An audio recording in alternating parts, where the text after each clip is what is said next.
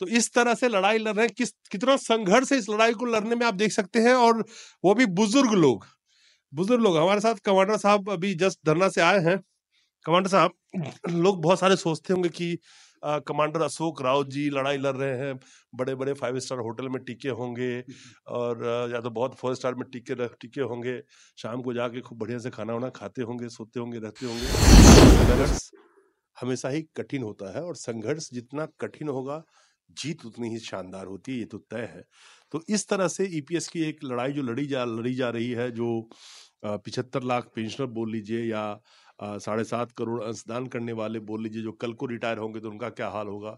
तो ये कहीं ना कहीं ये दिखा रहा है कि किस तरह से जो फॉर्मल सेक्टर्स में काम करते, जिनके ईएफ थे, पीएफ थे, ईएसआई थे, सब कुछ थे, जिन्होंने कभी सोचा नहीं होगा कि जिंदगी के अपने आखिरी दौर में, और जिस दौर में इंसान को खुशनुमा जीवन जीना चाहिए और जिसके लिए प्रयासरत रहता है अपने जवानी में, वो उसको ये दिन देखना पड़ेगा कि अपने ही पैसे के लिए एक लड़ाई लड़नी पड़ रही है। तो आपको दिखाता हूं कि ईपीएस का जो संघर्ष चल रहा है, जिसमें बुजुर्ग लोग यहाँ पे एक अपनी पेंशन के लिए लड़ाई लड़ रहे हैं, वो किस हाल में रह रहे हैं, और खास करके कमांडर राउत जो इसको लीड कर रहे हैं। तो बहुत सारे लोग सोचते होंगे कि दिल्ली में आकर के होटल में रह के इनके पास पैसे होंगे, ये लीड कर रहे होंगे।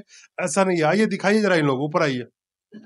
तो मैं आपको दिखाने की, ये एक पहाड़गंज में एक छोटा सा संकरी गली में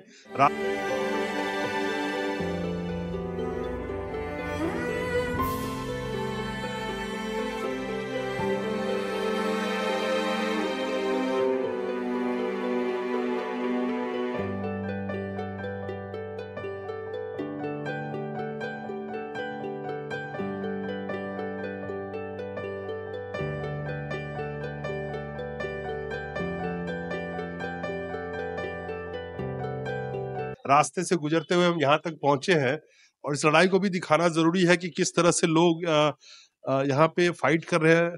अब ये देख सकते हैं कि ये एक खाली सा फ्लैट इन्होंने लिया है, और जिसमें आप देख सकते हैं ना कोई बेड है, ना कुछ भी नहीं है। पूरा कमरा दिखाइए, बेड वगैरह कुछ भी नहीं है। नमस्कार जी, नमस्कार। बेड वगैरह कुछ भी नहीं है, और इस तरह से यहाँ पे ये लोग रात गुजारते हैं और दिन भर अपने लड़ाई को आगे बढ़ाने में लगे रहते। पूरा कमरा एक बार घुमा के दिखाइए। जो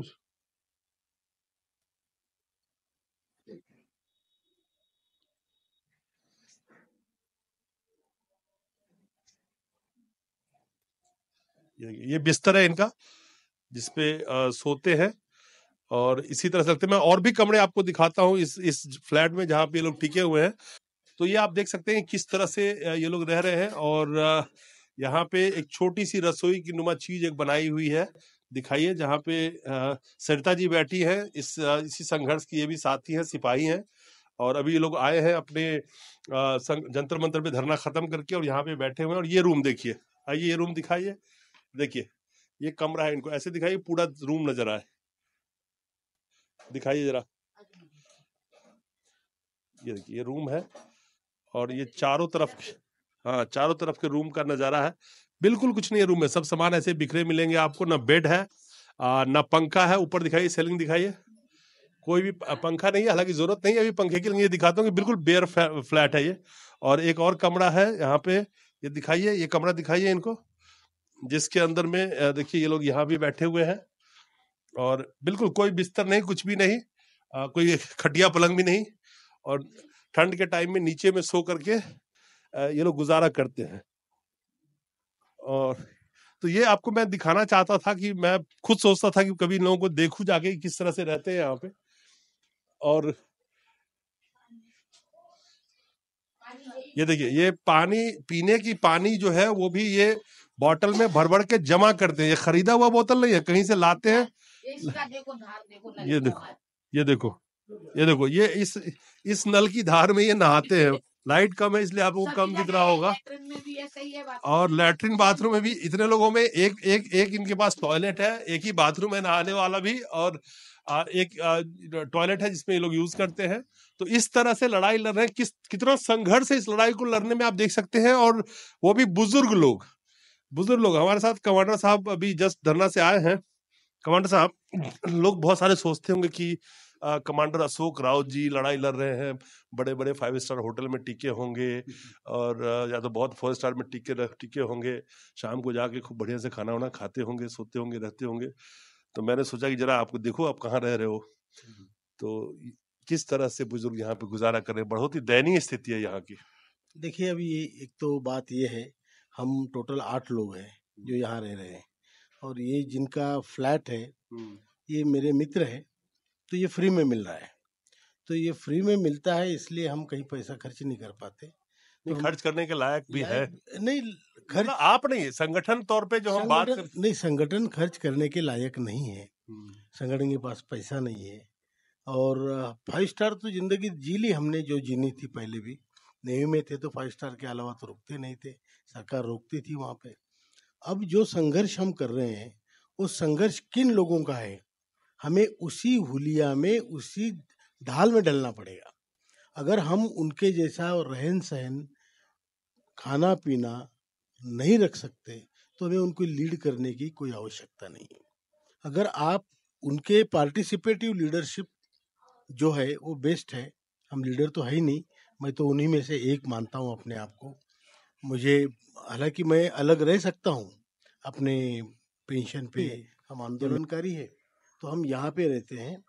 और यहाँ पे आपने देखा होगा, एक कमरा हमने महिलाओं को दे के रखा है, एक में पुरुष रहते हैं, और एक कमरा सेपरेटली मुझे मिला हुआ है। मैं अध्यक्ष हूँ, तो मुझे ये कमरा ब्लैंकेट में। तो ये अध्यक्ष साहब का कमरा है जो लड़ाई को आगे बढ़ा रहे हैं। और बहुत जाहिर सी बात है कि जिस हाल में हमारे जो पेंशनर्स है, 900 950 रुपए, 1000 रुपए की जिनको पेंशन मिल रही है, और मुझे तो लगता है कि जो चीज मैं आपको दिखा रहा हूँ, उनके घर के हालात तो शायद इससे भी बदतर हो। यहाँ तो 1-2 बिस्तर दिख भी रहे हैं, हॉस्टल के घर में भी इससे भी बदतर हाल में रह रहे हो।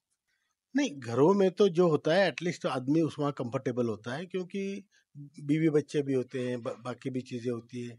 कई सालों से संघर्ष करके कुछ जमा उमा करा खाता है, ब्लैंकेट, गादी, बेड। बट यहाँ पे जो है ना, अभी नई नई जगह हमारे लिए, जैसे दिल्ली है।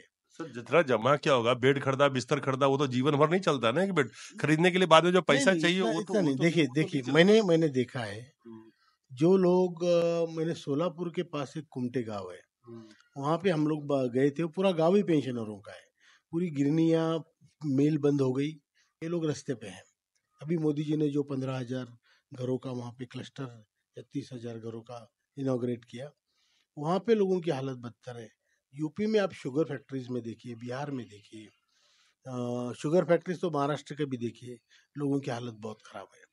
बीड़ी वर्कर्स है, कामगार है, जो टेक्सटाइल मिल्स होती थी, जिसको सुत गिरनी बोलते हैं या थ्रेड मिल बोलते हैं, वहाँ की हालत बहुत ख़राब है। जो कटाई मिल मजदूर होते हैं, उनकी हालत बहुत ख़राब है। ऐसे कई जगह पे हैं कि जिनकी हालत बहुत ख़राब है। और वो लोग तो खैर जैसे भी रहते हैं। हम लोग यहाँ पे, जैसे मैं इंडिविजुअली मैं अफोर्ड कर सकता हूँ अच्छी जगह रहना, लेकिन ये मेरा फर्ज नहीं बनता कि मेरी टीम को छोड़ के मैं कहीं अकेला रहूं, अकेला खाऊं। हम साथ में खाते हैं, साथ में सुबह जो रात को रोटी जो ज़्यादा बचती है उसका चूरमा बना के सुबह हम उसमें कुछ डाल डूल के खा लेते हैं। फिर दोपहर को अगर 3-4 बजे ऐसे आए तो हम कुछ मटर वटर खरीद लेते हैं, सब मिलके वो मटर खा लेते हैं, और शाम को 7 बजे एक सब्जी रोटी खाते हैं। तो ये हमारा रूटीन है। और इसमें 10 लोग रहते हैं। हमारे वीरेंद्र सिंह जी है, उनकी धर्मपत्नी है, नारखेड़े साहब है, उनकी धर्मपत्नी है, पाटिल साहब उनकी धर्मपत्नी है, मैं हूँ, ड्राइवर है, तो हम सब लोग हैं। अब ये 3 महिलाएं बेचारी आंदोलन भी करती है, भाषण भी देती है, बर्तन भी मांजती है, कपड़े जो भी मतलब काम है महिला के, खाना भी बनाती है, और हमें कम से कम बर्तन नहीं मांजना पड़ता मेरे को, तो उतना मेरे को सुविधा है।